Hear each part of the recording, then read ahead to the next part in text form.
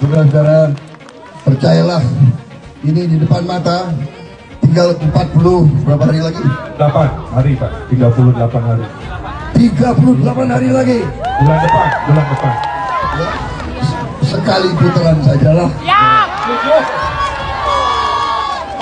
Lebih baik uangnya dihemat nanti untuk rakyat Indonesia semua. Pasti itu sudah menunjukkan sikap berpihak begitu ya. Kalau saya sih biasa saja. Kan memang sudah berpihak. Malah lebih baik kalau ditegaskan bahwa ya saya berpihak. Yang penting tidak akan ada penyalahgunaan kewenangan, kekuasaan, sehingga semua akan bisa fair play ya, bisa jurdil begitu. Kalau buat saya biasa saja. Buat saya tidak masalah, itu sebuah pilihan kok. Iya, memang kita punya problem etika gitu kan. Karena ada yang tidak setuju dengan etika. Kekhawatiran kita adalah ketika semua penyalahgunaan kewenangannya terjadi. Ketika menyalahgunakan kewenangan itu terjadi, maka pada saat itu menjadi berbahaya. Maka kontrolnya mesti bagus ya, Bawaslu nggak boleh takut ya. Tapi kita sendiri, kayak saya, Pak Mahfud juga selalu mengingatkan pendukung kita, baik dari partai maupun relawan, agar semua juga taat hukum, taat aturan. Ada yang menarik dari programnya Ganjar Pranowo yang dikeluarkan baru-baru ini, yaitu internet gratis. Miriplah kayak program makan gratisnya Prabowo yang saya bilang itu program yang bodoh. Karena menghabiskan dana sampai 400 triliun rupiah dan tidak memberikan tambahan apa-apa. Kecuali membangun mental pemalas dan peminta. Kalau kalian bagaimana? Pilih makan gratis atau internet gratis. Makan siang gratis atau internet gratis? Kemarin saya tanya di Boyolali Mbak, ternyata lebih suka internet gratis gitu ya. Karena makan siang udah cukup ya. Udah makan siang? Udah ya, kelihatan. Kita punya mimpi seluruh kreativitas anak muda terfasilitasi dan jauh dilakukan bisa lebih cepat dengan internet gratis. Setuju nggak? Kita kasih internet gratis agar mereka bisa mengakses, nanti dapat guru yang kreatif, mereka bisa konsultasi, dan kemudian mereka akan bercerita seluruh kemampuan anak-anaknya, dan kemudian fasilitas ini akan merangsang anak untuk bisa melakukan lompatan. Teman-teman, negeri ini akan maju kalau kita mampu melompat. Kita bukan orang-orang yang maunya hanya urut kacang saja. Maka kalau kita bisa melakukan lompatan, maka 2045 itu adalah cerita benar, bukan cerita bohong. Karena semangat perubahan yang akan kita dorong untuk melakukan lompatan-lompatan yang tinggi. Beberapa perbaikan yang mesti kita lakukan, kita lakukan. Fasilitas yang ada sudah ada, mari kita juga pegang. Maka Ganjar Mahfud berkomitmen dengan sangat simpel. Begitu kemudian amanah diberikan, kita siapkan roadmap yang sudah ada, tinggal kita eksekusi. Gaspol. Kita tidak mau banyak perubahan. Kita tidak mau yang sudah baik dirombak kembali dan bahkan dibawa mundur kembali. Kita tidak mau mundur ke belakang. Jadi sekedar melanjutkan apa-apa yang sudah dilakukan oleh Pak Jokowi bukanlah jawaban yang tepat buat bangsa Indonesia. Perbaikan. Bukan sekedar keberlanjutan, tapi perbaikan. Apa-apa yang sekarang sudah baik, kita terus perbaiki agar jadi makin baik lagi. Supaya jadi lebih baik lagi. Nah, ini yang penting. Pertanyaan berikutnya adalah siapa yang sanggup menjalankan keberlanjutan dan melakukan perbaikan tersebut? Pastinya orang tersebut bukan Pak Anies Baswedan yang malah mengusung tema perubahan dan mau membongkar habis pencapaian-pencapaian dari Pak Jokowi. Pastinya orang tersebut bukan Pak Anies ya. Dan juga pastinya orang tersebut bukan Eyang Prabowo yang sudah terlalu tua dan nggak sanggup kerja belusukan seperti Pak Jokowi. Kalau kita mau melanjutkan pembangunan Pak Jokowi, pilihan kita mestinya sudah pasti. Pilihlah Ganjar Mahfud.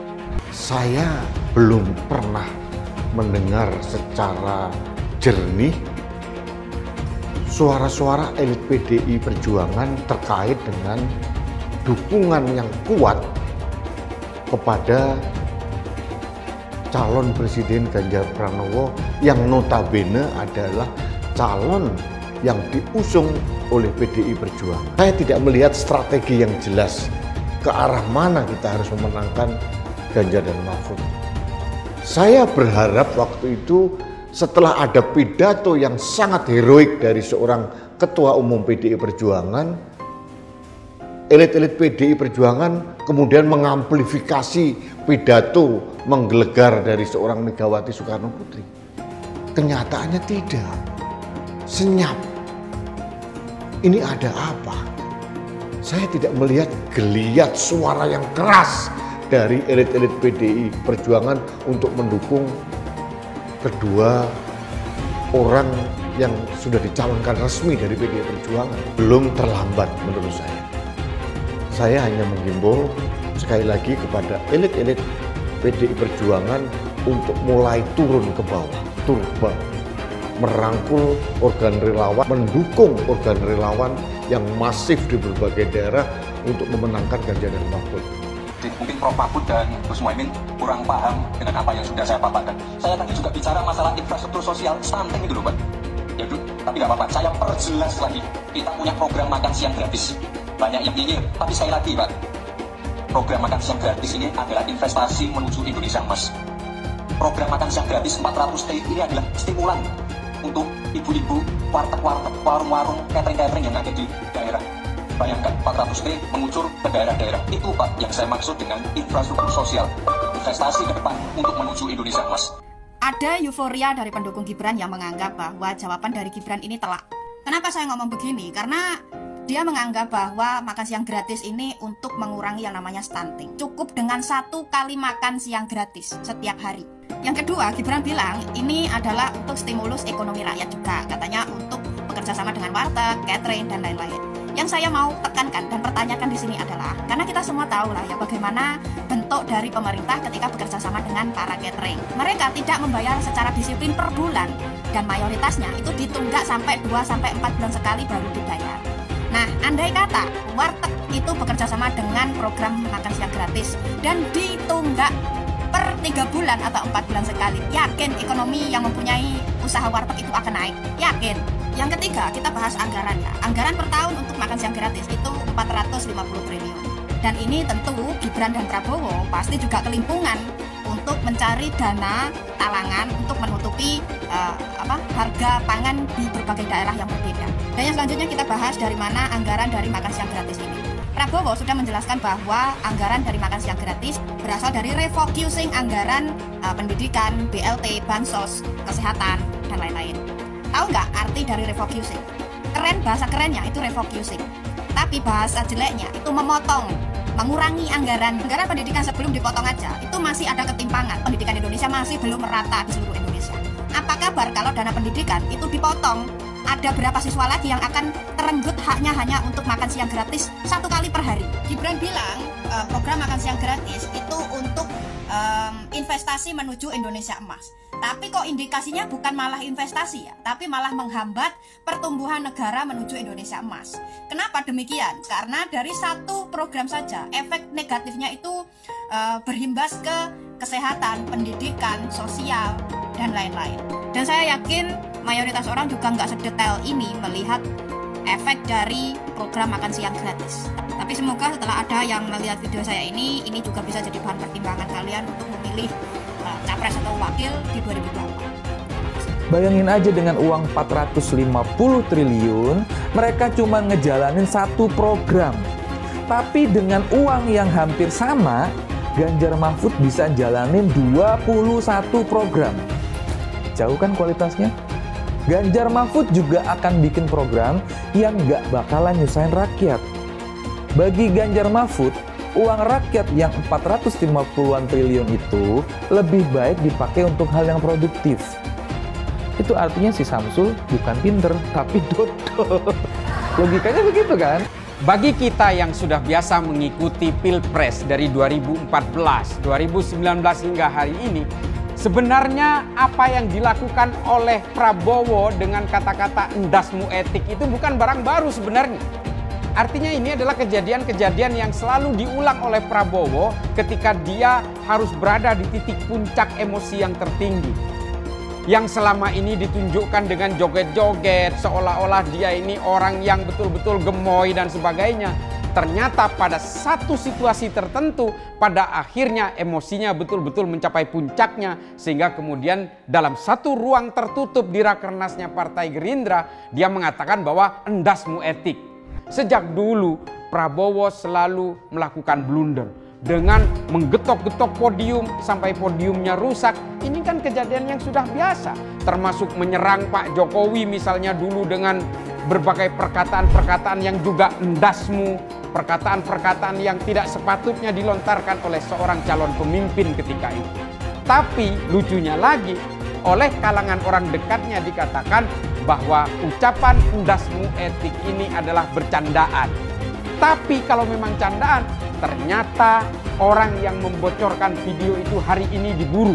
Itu yang dikatakan oleh media. Dan dia dianggap sebagai penyusup. Lihat rekam jejaknya. Jangan pilih orang yang pernah melakukan berbagai pelanggaran di masa lalunya.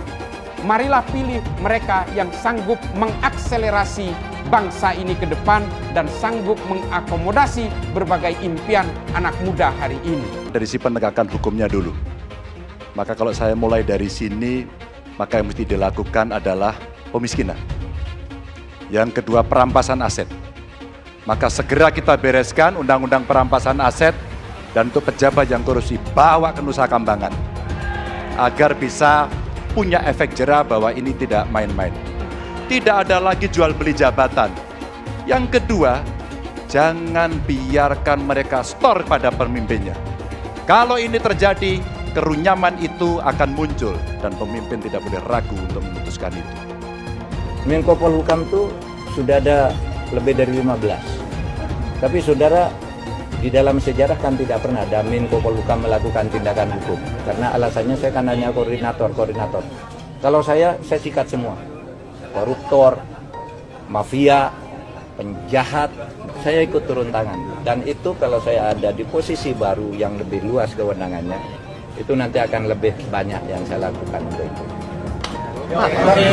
Ya, selain melanjutkan dan bahkan mempercepat pembangunan IKN, Ganjar juga akan memberikan internet gratis dan super cepat. Nah, ini kan justru sangat luar biasa. Program internet gratis ini adalah program yang dicanangkan oleh pasangan Ganjar dan Profesor Mahfud MD. Nah, sedangkan program makan siang gratis itu adalah program dari pasangan Prabowo dan Gibran.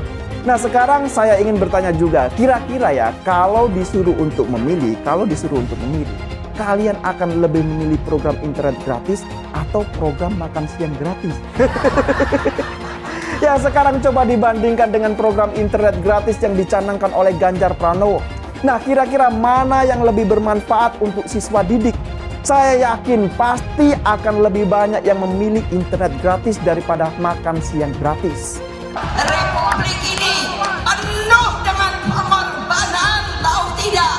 Mengapa sekarang kalian yang baru berkuasa itu mau bertindak seperti waktu zaman Orde Baru?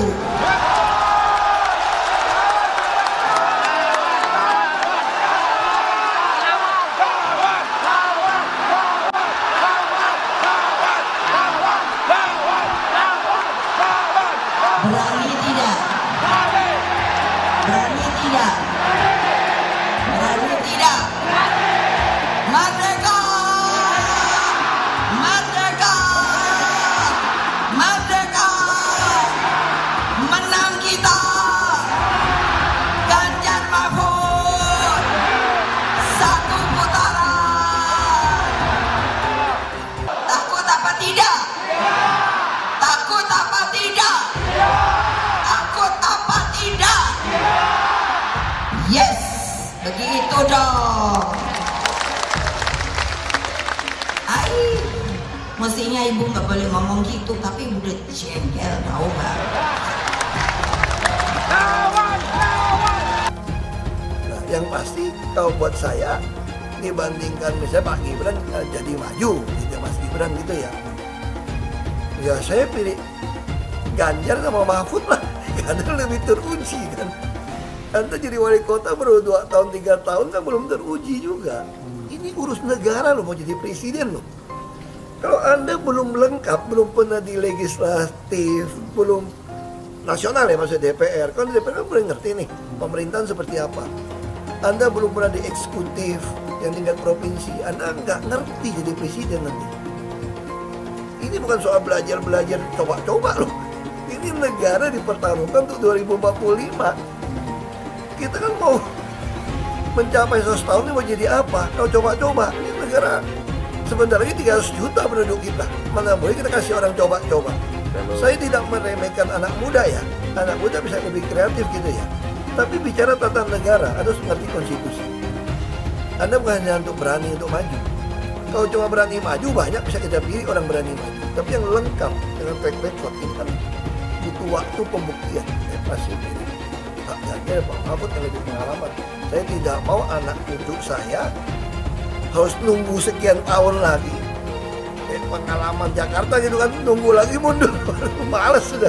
Jadi kita nggak usah coba-coba deh. Udah jangan dengerin janji-janji manis orang. Lebih setuju lagi apa yang disampaikan calon presiden Pak Ganjar Pranowo. Tadi saya bisik-bisik ke beliau, Pak, nanti habis dilantik, besoknya langsung masuk ke kedaulatan pangan. Nggak usah lama-lama. Perencanaannya disiapkan sekarang, begitu dilantik besok langsung masuk ke kerja kedaulatan pangan. Sehingga swasembada pangan, ketahanan pangan, kedaulatan pangan itu betul-betul kita miliki. Dan saya yakin Pak Ganjar mampu menyelesaikan ini. Saya mensyukuri kenapa kalah, kenapa ditahan. Saya bersyukur atas itu semua. Saya coba bayangkan ya, kalau seandainya waktu itu kita menang gitu ya, hari ini belum tentu kita bisa nikmati seperti ini. Kita bersyukur 5 tahun Tuhan izinkan kasih ke orang yang pintar ngomong untuk kerja. Coba kalau kita bayangkan gitu ya, kalau kemarin saya masih jadi gubernur, ini saya udah turun ini. Tapi yang pintar ngomong itu dikira orang hebat kan? Ini lebih berbahaya tahun 2024. Langsung ketahuan karakternya. Langsung ketahuan itu. Di saya juga ada kutipan Pak di kamar saya Pak. Tulisannya, Jakarta telah mengambil keputusan yang fatal. Jangan hanya konsentrasi pada pembangunan benda-benda mati yang indah difoto dan bisa ditunjukkan dalam 5 tahun hasilnya. Kalau kita mau menilai sebuah janji, maka lihat janjinya atau lihat kenyataannya. Dulu janjinya apa ya? Dan ini aneh, betul-betul aneh. Ini bukan kampanye, tapi saya sampaikan sini. Di satu sisi menyiapkan jalur-jalur air untuk dikirim ke laut, di sisi lain di lautnya dipasang dengan pulau reklamasi, tinggal tunggu waktu jadi rob, air balik. Dan ini melawan sunatullah. Kenapa? Air itu turun dari langit ke bumi, bukan ke laut. Harusnya dimasukkan ke dalam bumi, masukkan tanah. Di seluruh dunia air jatuh itu dimasukkan ke tanah. Bukan dialirkan pakai gorong-gorong raksasa ke laut. Jakarta telah mengambil keputusan yang fatal. Bukan banjir, itu memang parkir air. Bukan banjir, itu memang parkir air. Masyarakat berkeliling dengan membawa toa untuk memberitahu semuanya, termasuk sirine. Ibon 82 miliar. Apa alat transportasi yang dimiliki oleh hampir setiap orang? Alat transportasi yang dimiliki semua orang adalah kaki. Kalau seandainya orang Jakarta percaya Pak Anies jadi gubernur pun, saya berani jamin kok dia akan lakukan normalisasi yang sama seperti saya lakukan kok. Nggak usah bohong lah. Jadi ketika air sampai di muara, maka siap untuk dipompa ke laut. Pancasila Soekarno, ketuhanan ada di pantai. Anak Tuhan dari mana? Kalau Yesus anak Tuhan, bidangnya siapa? Besok di seluruh wilayah Indonesia kami katakan damai. Iblis hanya menggoda orang yang beriman. Makanya jarang-jarang orang kafir kerasukan setan. Yang kerasukan setan itu orang baik-baik. Jarang, saya belum pernah nengok Cina kerasukan setan. Pernah tak Ahok itu kerasukan setan? Enggak, setannya juga. Karena sesama setan dilarang saling menggoda. Karena di salib itu ada jin kafir. Karena di salib itu ada jin kafir. Karena di salib itu ada jin kafir. Haleluya. Kepalanya ke kiri apa ke kanan? Kepalanya ke kiri apa ke kanan? Kita percaya salib itu lambang mulia, bukan jin. Kok ketawa? Aku nggak nyindir siapa-siapa loh. Anies merupakan antitesis daripada Pak Jokowi. Antitesis artinya bertolak belakang dengan Jokowi. Anies sudah menyatakan tidak akan melanjutkan semua program dari Pak Jokowi. Jadi semua pembangunan yang dilakukan oleh Pak Jokowi akan dihentikan oleh Anies jika Anies menjadi presiden. Lagi pula Anies didukung oleh khilafah dan pendukung Anies adalah ormas seperti FPI dan HTI. Apa kita mau FPI dan HTI kembali di Indonesia jika Anies memimpin? Anies juga dikenal sebagai bapak politik identitas yang menghalalkan segala cara untuk menggapai kekuasaannya, termasuk menggunakan politik identitas berbasis agama. Lihatlah di kasus Ahok waktu itu. Kita sudah bisa melihat hasil kerja Anies selama 5 tahun di Jakarta. Tidak ada satupun janji yang dipenuhi dan tidak ada kinerja yang bisa dibanggakan. Dari DP 0%, OKOC, kelebihan bayar, Formula E, banjir, sumber resapan, jalan rusak, dan gonta-ganti nama jalan. Lihatlah rekam jejak Anies selama 5 tahun. Bayangkan Indonesia ke depan jika dipimpin oleh Anies. Dan bayangkan jika Anies menang. HTI dan FPI, ormas khilafah yang dibubarkan itu akan dikembalikan oleh Anies. Apakah kita mau Pancasila diganti jadi khilafah? Perkataan Ahok sudah terbukti dan Jakarta sudah menjadi korban. Jangan biarkan Indonesia menjadi korban kibulan Anies Baswedan.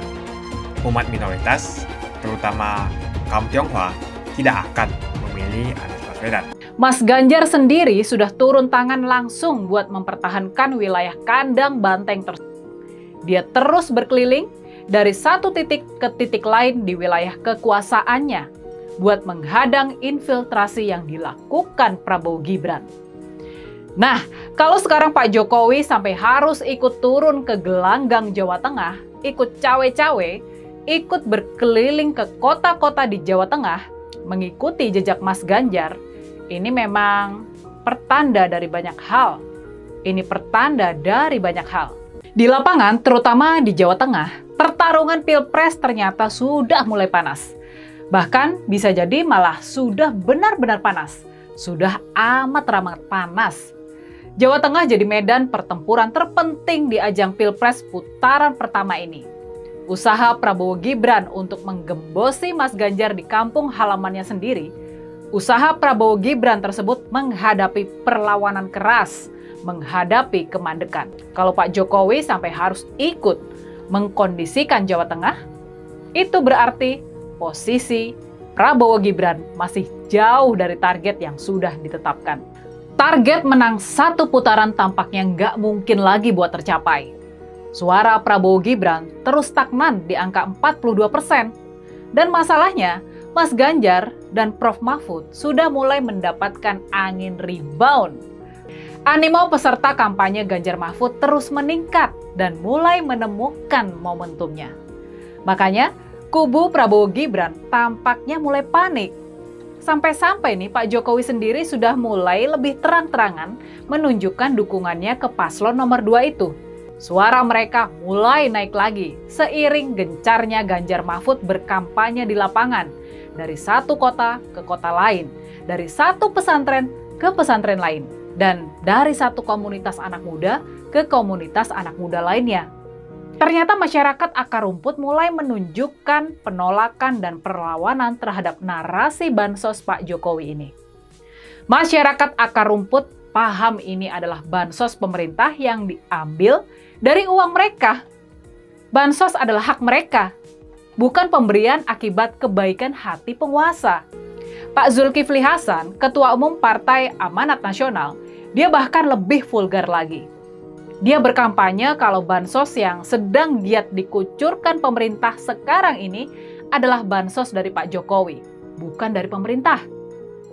Sudah pasti cara komunikasi Pak Zulhas ini bertujuan untuk meraup suara para penerima bansos. Ambisi berlebih yang menghalalkan segala cara, yang menghalalkan intimidasi, semua itu ternyata berbalik dan berbuah penolakan. bahkan berbuah perlawanan. Rakyat tidak takut. Rakyat penerima bansos tetap punya harga diri.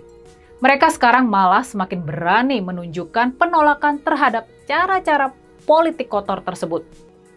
Makanya, kabar buruk bagi kubu 02, suara mereka kini mulai stagnan di angka 42%. Rakyat nggak termakan lagi sama bujuk rayu mereka.